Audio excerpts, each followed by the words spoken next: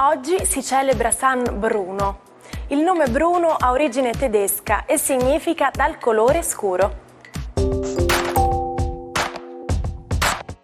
Ogni anno il 6 ottobre il mondo si unisce per celebrare la giornata mondiale della tavola pitagorica. La tavola pitagorica è una griglia di numeri interi disposti in modo ordinato. Ogni riga e ogni colonna contiene numeri interi disposti in ordine crescente. La magia della tavola risiede nella capacità di rivelare le relazioni tra i numeri e facilitare l'apprendimento delle operazioni matematiche di base, come l'addizione e la moltiplicazione. Si tratta di un'occasione speciale per commemorare non solo uno strumento matematico, ma anche l'eredità duratura di uno dei più grandi pensatori della storia, Pitagora. La voce della violinista Ines Donarelli annuncia l'inizio delle trasmissioni radio della stazione San Filippo di Roma, nell'attuale quartiere Parioli. Sono le ore 21 del 6 ottobre 1924. Trasmettiamo il concerto di inaugurazione della prima stazione radiofonica italiana per il servizio delle radioaudizioni circolari. Questa la frase che darà inizio alla storia della radio in Italia, riservata all'inizio solo a pochi abbonati. Ma come si propagano le onde? Le onde sono oscillazioni, ossia fluttuazioni ritmiche, presenti in natura e si propagano da una sorgente in tutte le direzioni, purché non vi siano ostacoli sul percorso. La loro intensità si riduce con l'allontanamento dalla sorgente, in particolare seguendo la legge dell'inverso del quadrato. Per esempio, al raddoppio della distanza, l'intensità dell'onda si riduce di un fattore 4. Buon inizio settimana ai 12. La Luna oggi inizia il giro dello zodiaco partendo proprio dall'Ariete dopo aver doppiato Saturno e Nettuno, quindi con un bagaglio di buone intenzioni e di sogni. Di cosa lastricherà la sua strada? Scopriamolo insieme. Ariete, la Luna oggi è vostra ospite e porta con sé un carico di emozioni ma anche di svolte importantissime al lavoro. Iniziate questo lunedì con dei grandi eventi che nel caso di ognuno varieranno in base alla natura del proprio oroscopo personale. Toro, la vostra giornata oggi è una giornata dall'una un po' pensierosa, intuitiva, una luna che vuole porre all'attenzione del vostro intuito tutta una serie di dinamiche lavorative ma anche sentimentali che per adesso state attraversando. Avrete bisogno di rivedere e rivisitare un po' alcuni percorsi. Gemelli, per voi la luna è amica ed è una luna che parla di squadra, che parla di gioco corale, è una luna che porta anche delle novità lavorative e anche un inizio tanto agognato. Cancro, per voi la luna oggi è una luna di quadratura, tenderà un po' a darvi un po' di senso di nervosismo, soprattutto al lavoro, quando troverete tutto un po' caotico per i vostri gusti, sentimenti che ovviamente spaziano come al solito ovunque con le emozioni profonde di cui solo voi siete capaci.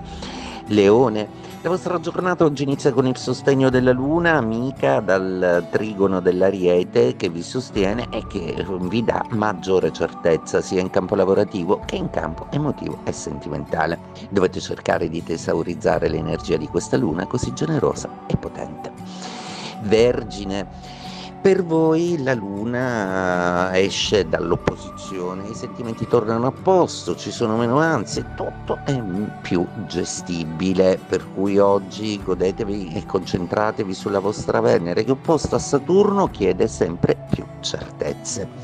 Bilancia, per voi la luna oggi è d'opposizione ed è una luna che porta confusione soprattutto al lavoro e anche qualche emozione un po' poco armonica, per cui oggi dovrete fare appello a tutta la vostra diplomazia.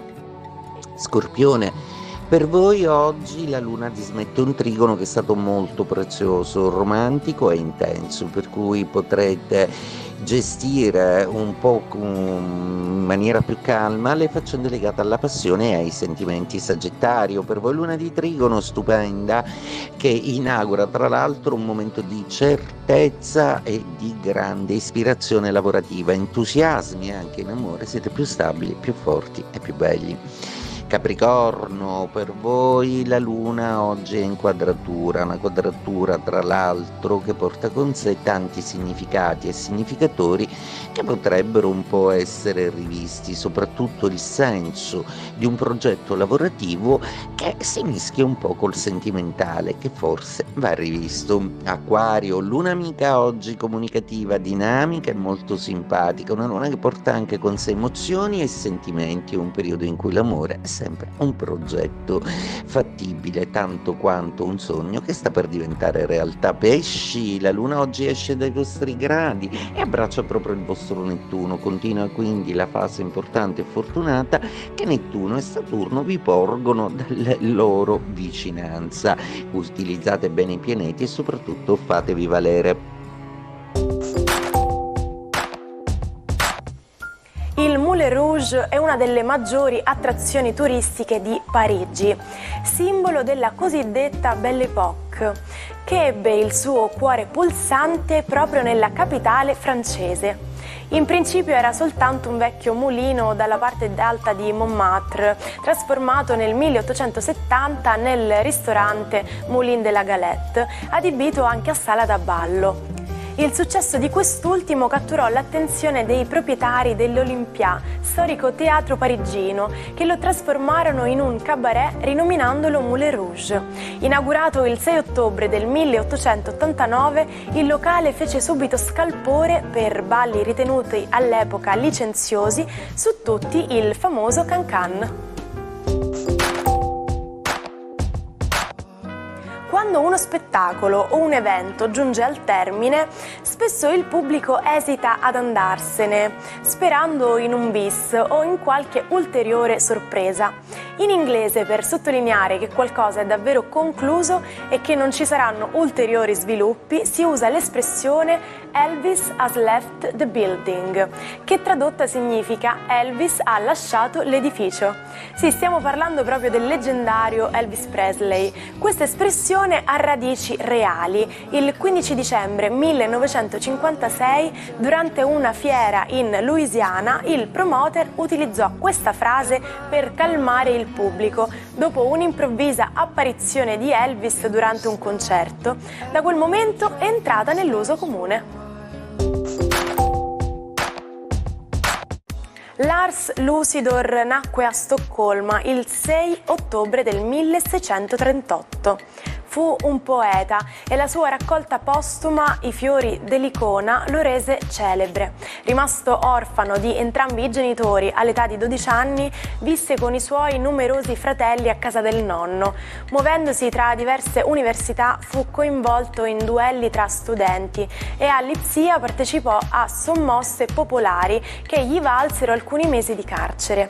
Figura leggendaria per il suo tormento esistenziale e lo stile di vita zingaresco, finì la sua breve vita in modo tragico, trafitto da un colpo di spada dopo una discussione con un tenente. Nei suoi versi espresse la gioia di vivere e il terrore della morte, l'ebbrezza del vino e dell'amore. Ci salutiamo con la frase del giorno. Vivere è cambiare. È questa la lezione che ci insegnano le stagioni. Quindi cambiate sempre, magari iniziate dal semplice taglio di capelli e continuate col cambiare le idee, gli hobby e le abitudini. Siete sempre in continua evoluzione. Arrivederci e a domani con una nuova puntata dell'Almanacco. Buona giornata!